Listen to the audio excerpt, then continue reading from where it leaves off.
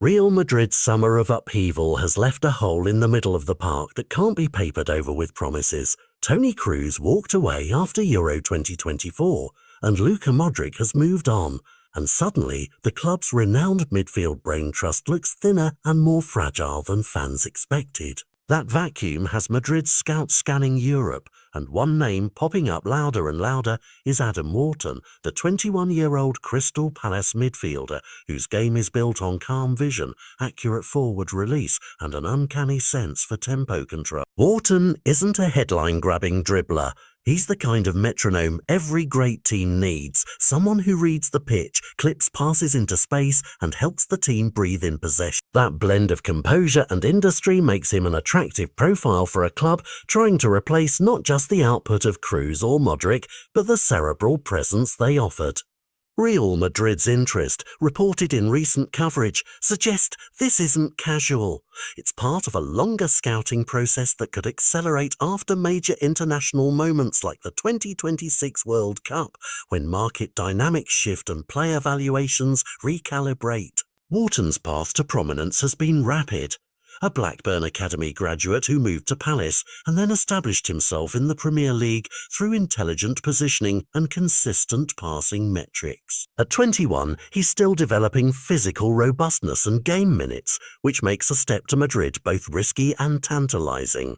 Madrid would gain a football brain primed for elite coaching, while Wharton would face the pressure cooker of expectation that can either catalyse growth or stall progress. That tension between potential and pressure is the heart of why this story matters now. If Madrid do move for a young midfielder like Wharton, they're making a strategic bet, prioritising cerebral ball circulation and tactical understanding over an immediate superstar flag. That mirrors how elite clubs sometimes retool by importing young, coachable minds who can be shaped into the team's identity, but the transfer isn't a clean line from scout to signing. Palace have a multi-year contract on a player they value, and Premier League clubs will always be ready to bid aggressively for homegrown talents who attract continental interest. Add to that the fact that big English clubs are often in the market for similar profiles, clubs that promise minutes and development, and you have the makings of a complicated auction. For Madrid, there's another layer. Replacing Kroos and Modric isn't merely a personnel swap, it's a philosophical question. Do they try to replicate Kroos' trademark set-piece mastery and long diagonal laser passing, or do they modernise with a hybrid midfielder who mixes defensive work rate with progressive pass? Wharton leans toward the latter, less the dead-eye specialist and more a hybrid operator who can sit, press, and then quickly find the next phase of play.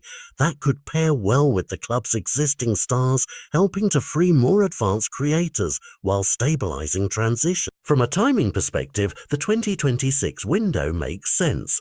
Clubs often monitor talents for a season or two before pulling the trigger, allowing player development to mature while keeping price speculation under control. Madrid's patience could pay off, securing a promising midfielder after they've matured slightly and the market has clarified. And for fans, the narrative writes itself. A young English midfielder, forged in the anxieties of the Premier League, stepping onto the Bernabeu to restore a midfield identity long associated with precision, calm, and continental dominance. Yet there's a counter-narrative too. The burden on a young player moving to Spain, the tactical adaptation required, the cultural and linguistic transitions, all real obstacles that can derail even the most gifted. Ultimately, whether Adam Wharton becomes the next midfield pillar at Real Madrid will come down to timing, club strategy, Palace's willingness to sell, and the player's appetite for the biggest stake. But the fact that Madrid are looking at him signals one clear thing.